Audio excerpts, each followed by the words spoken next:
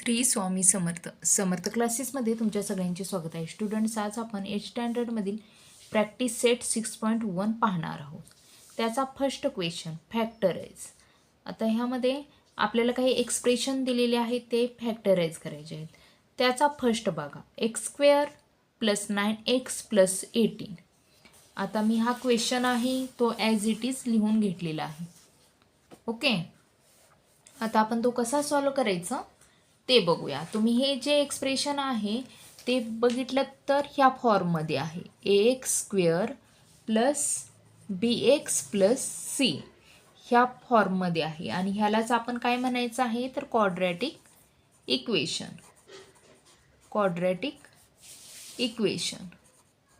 आणि हे तुम्हाला काय म्हणजे लिहिणं गरजेचं नाही, फक्त तुमच्या बेसिक माहितीसाठी मी हे तुम्हाला सांगत आहे. ह्याला म्हणायचं क्वाड्रॅटिक इक्वेशन. आणि ह्यामध्ये 1, 2, 3 ह्या 3 टर्म आहेत, त्यामुळे ह्याला काय म्हणायचं आहे तर क्वाड्रॅटिक ट्रायनोमियल. ओके, आणि तुम्ही बघितलं तर आता x² + 9x + 18.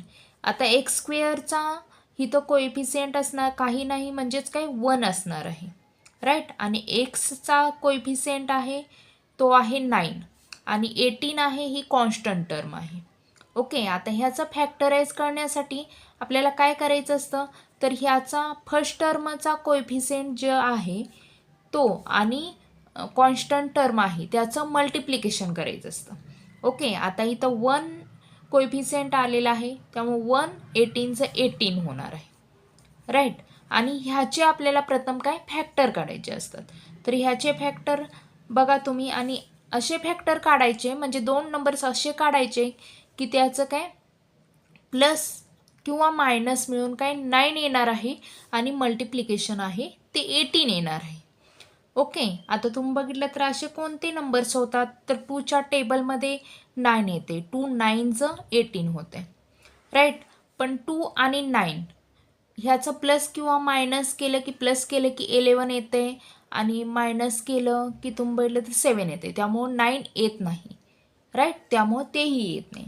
आता 3च्या टेबलमध्येही 18 येते, 3 6 18, राईट. आता 3 आणि 6 प्लस केलं की 9 येते, राईट. त्यामुळं आपण हे 2 नंबर घेऊ शकतो, 3 आणि 6 हे काय प्लस प्लस आपल्याला घ्यावे लागणार आहेत, म्हणजेच 9 येणार आहे. म्हणजेच आता बघा x², आता ह्या टर्मऐवजी आपल्याला काय घ्यायचं आहे, ही 3x + 6x + 18. ओके, आणि फर्स्ट आपल्याला x² + 3x. आता हे सॉल्व करूया. म्हणजेच आता आपल्याला बघितलं तर हे x आहे, हे ब्रॅकेटच्या बाहेर काढायचं आहे.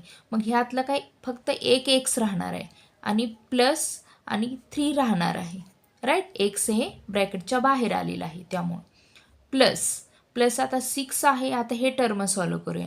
6 आहे ते आपण आहे असं घेऊ. ओके, आणि आता काय राहतंय तर x राहतंय इथलं आणि प्लस आता 6 3चं 18 होणार आहे, राईट. त्यामुळे इथं 3 घ्यायचं आहे. आणि ही टर्म जर सेम आली तरच आपलं काय ॲन्सर राईट असणार आहे. आणि आता बघा x + 3 म्हणजे ही टर्म आपली सेम आलेली आहे. आणि दुसरं काय होणार आहे, एक दुसऱ्या ब्रॅकेटमध्ये x + 6. ओके, म्हणजे अशा पद्धतीने हे सॉल्व करायचं असतं. म्हणजे फर्स्ट टर्ममधला कोएफिशियंट आणि कॉन्स्टंट टर्म आहे त्याचं मल्टिप्लिकेशन घ्यायचं असतं. ओके, आणि सेकंड टर्ममधला म्हणजे मधला जो नंबर असेल त्या नंबरचं काय प्लस किंवा मायनस करून हा नंबर आला पाहिजे. आणि मल्टिप्लिकेशन ही काय आले पाहिजे 8, म्हणजे हे जी टर्म आहे ती आली पाहिजे. ओके, तर आता सेकंड बघा काय आहे. सेकंड नंबर आहे x² - 10x + 9. आता ह्यामध्ये कोएफिशियंट इथंही 1 आहे, 1 9चं 9, त्यामुळं आपल्याला कशाचं 9चं फॅक्टर काढायचे. असे नंबर्स काढायचे की ज्याचं मल्टिप्लिकेशन 9 आलं पाहिजे आणि मायनस प्लस किंवा मायनस करून -10 आलं पाहिजे. ओके, तर आपण बघितलं तर असं नंबर्स कोणते येतात, तर 9 1 9 येते, राईट. आणि -9 आणि -1 केलं की -10 होणार आहे, राईट. -9 आणि -1 केलं की -10 होतं. त्यामुळं ह्याचे फॅक्टर काय आलेले आहेत, -9 आणि -1. ओके, म्हणजेच x², 10x ऐवजी आपल्याला काय घ्यायचं आहे, हे नंबर्स, म्हणजेच -9x -1x +9. आता सेम इयर इथंही काय एक्स आपल्याला ब्रॅकेटच्या बाहेर काढायचं आहे, मग काय उरणार आहे, एक एक्स मायनस इथलं काय 9 उरणार आहे. ओके, 9 आणि मायनस, आता हा कोएफिशियंट 1 आहे तो 1 लिहायचा आहे. आणि इथं एक्स आणि मायनस प्लस केलं की मायनस होतं, त्यामुळं मायनस आणि 9 उरणार आहे. ओके, आता तुम्ही बघितलं तर इथं ही टर्म काय सेम आलेली आहे, त्यामुळे काय होणार आहे, एक्स -9 आणि एक्स -1. ओके, आता थर्ड बघा, वायचा स्क्वेअर प्लस 24y प्लस 144. आता ह्यामध्ये बघितलं तर आपल्याला 144चे काय फॅक्टर काढायचे आहेत, ज्याचा मल्टिप्लिकेशन 144 आला पाहिजे आणि ज्याचं प्लस किंवा मायनस करून काय आलं पाहिजे, 24 आलं पाहिजे. असे आपल्याला 2 नंबर शोधायचे आहेत. तर असे 2 नंबर्स कोणते आहेत, तुम्ही बघितलं तर 12चा स्क्वेअर आहे 144 आहे, म्हणजे 12 इंटू 12 केलं की 144 होतं आणि 12 प्लस 12 केलं की 24 होतं. त्यामुळं असे 2 नंबर्स कोणते आहेत, 12 आणि 12.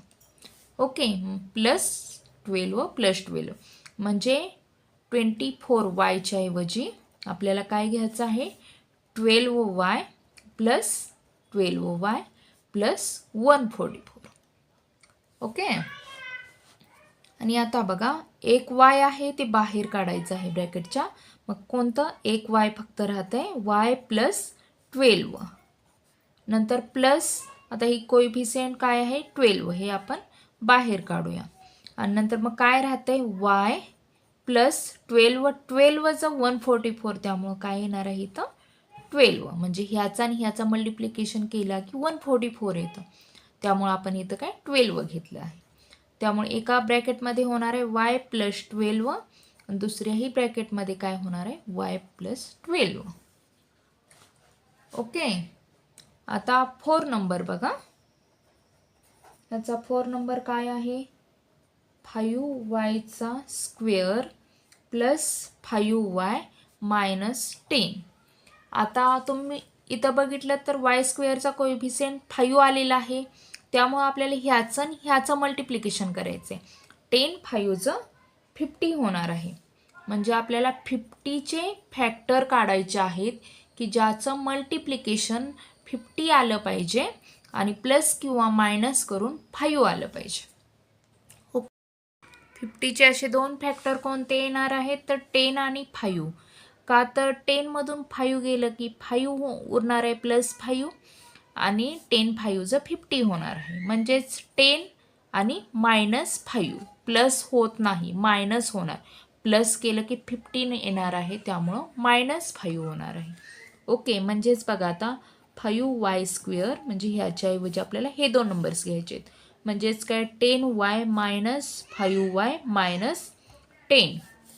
ओके, आणि तुम्ही बघितलं तर आता इथं प्रत्येक संख्या आपल्याला अशा आलेल्या आहेत की ज्यांना म्हणजे आपण काय 5नं त्याला काय भाग घालवू शकतो. ओके, म्हणजे इथं 5 1चं होणार आहे, इथं 5 2चं, इथंही 1चं, इथं 2चं होणार आहे. मग आता आपण 5 कॉमन घेऊ शकतो आणि राहिलेले आपण टर्म आता लिहून घेऊया. 5 1चं म्हणजे yचा स्क्वेअर प्लस, आता 5 2चं होणार आहे इथं.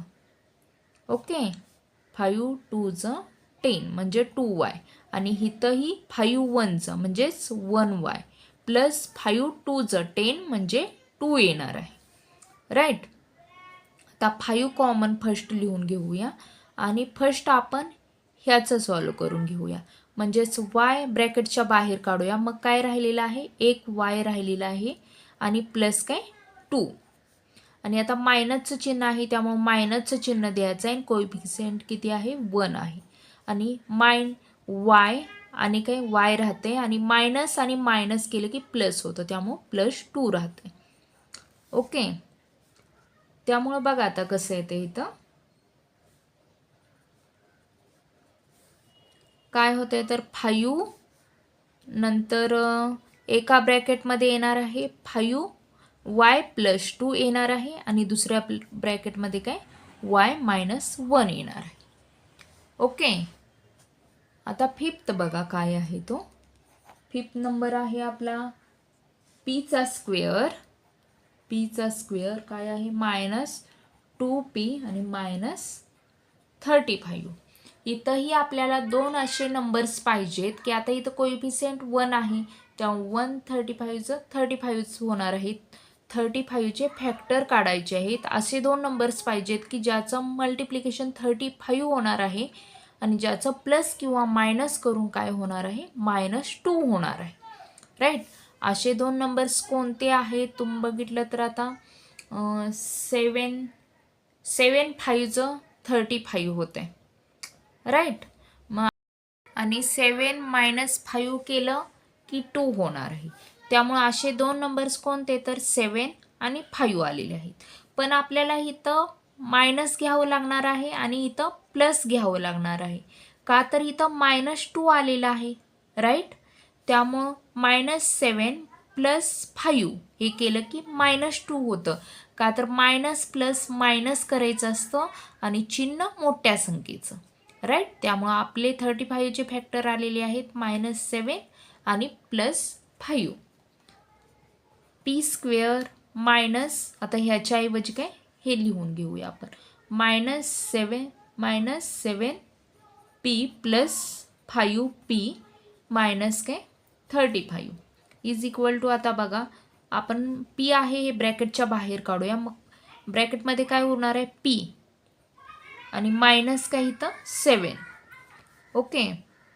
नंतर प्लस आता हा कोएफिशियंट आहे तो लिहायचा आहे 5 आणि नंतर p मायनस 5 7चं 35 होतं आहे. राईट. त्यामुळं काय 7 येणार आहे. आणि इथं आता कोणते p - 7 आणि p + 5 हे दोन फॅक्टर आलेले आहेत. राईट. आता 6 बघा काय आहे तो. 6 नंबर आपला आलेला आहे. क्वेश्चन आहे पीचा स्क्वेअर -7p - 44. ओके. आपल्याला ह्यामध्ये काय 44चे फॅक्टर काढावे लागणार आहेत. ओके. आता 44 बघा कोणत्या कोणत्या टेबलमध्ये आहे तर 11 4चं 44 होतं. राईट. आणि 11 मधून 4 गेलं की मायनस केलं की 7 होतं. त्यामुळे ह्याचे दोन फॅक्टर कोणते होणार आहेत तर 11 आणि 4. राईट. पण तुम्ही इथं बघितलं तर हे -7 आलेलं आहे. त्यामुळं आपण 11 - 4 असं घेतलं की तर +7 येणार. त्यामुळं आपण असं घेऊ शकत नाही. राईट. किंवा 11 + 4 केलं की 15 जास्त संख्या येणार आहे. त्यामुळं आपल्याला कोणते फॅक्टर घ्यायचे आहेत तर इथं +4 आणि -11 असं केलं की आपण मायनस करायचं आहे चिन्ह मोठ्या संख्येचं. त्यामुळं काय -7 ॲन्सर येणार आहे. त्यामुळं आपण हे फॅक्टर घ्यायचे आहेत. ओके. म्हणजेच p² आता ह्याच्याऐवजी हे घेऊया आपण म्हणजेच +4p - 11p आणि -44. p आहे हे आपल्याला बाहेर काढायचे आहे. नंतर काय राहणार आहे म्हणजे ही टर्म आधी सॉल्व करूया. म्हणजेच p + 4. राईट. आणि नंतर मायनस आता ही टर्म आपण सॉल्व करूया म्हणजेच -11 आणि p मायनस मायनस प्लस होणार आहे आणि 11 4चं 44 असतं. राईट. त्यामुळं 4 येणार आहे इथं. त्यामुळं बघा आता काय येतं आहे एका ब्रॅकेटमध्ये येणार आहे p + 4 आणि दुसऱ्या ब्रॅकेटमध्ये येणार आहे p - 11. ओके. स्टुडंट्स अशा पद्धतीने आपण किती तर क्वेश्चन 6 पर्यंतचे क्वेश्चन सॉल्व केले आहेत. आणि नेक्स्ट क्वेश्चन आहे ते आपण पुढच्या व्हिडिओमध्ये बघूया. आणि तुम्हाला माझे जर असेच व्हिडिओ बघायचे असतील तर चॅनलला सबस्क्राईब करा, लाईक करा आणि शेअर करा. थँक्यू.